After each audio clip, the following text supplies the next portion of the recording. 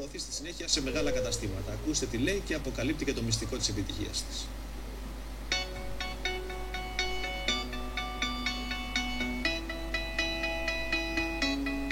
Έκανε το χόμπι της επάγγελμα και μάλιστα ιδιαίτερα επικερδές.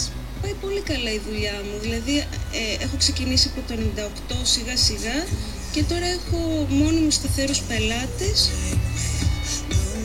Παρά το νεαρό της ηλικίας της, η Χρύσα τόλμησε και έστησε τη δική της πρωτότυπη επιχείρηση και πέτυχε, όπως μας λέει. Ζωγραφίζω πάνω σε ύφασμα, φτιάχνονται ένα-ένα, στο χέρι. Είναι όλα σχέδια προσωπικής έμπνευσης ή μπορεί να πάω κάπου και να δω κάτι που να μου κάνει εντύπωση.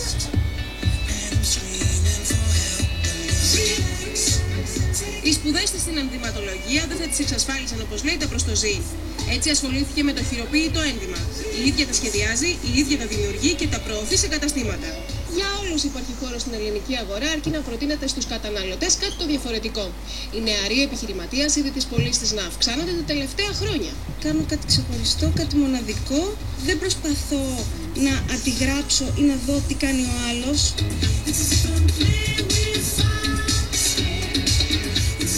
Εκτός από ρούχα, η Χρύσα ζωγραφίζει στο χέρι και είδη για την κουζίνα, όπως ποδιές, γάντια και σκουφάκια. Εάν αναλογιστεί κανείς την προσωπική εργασία, τη μοναδικότητα και την καλή ποιότητα που έχουν, δεν είναι καθόλου ακριβά.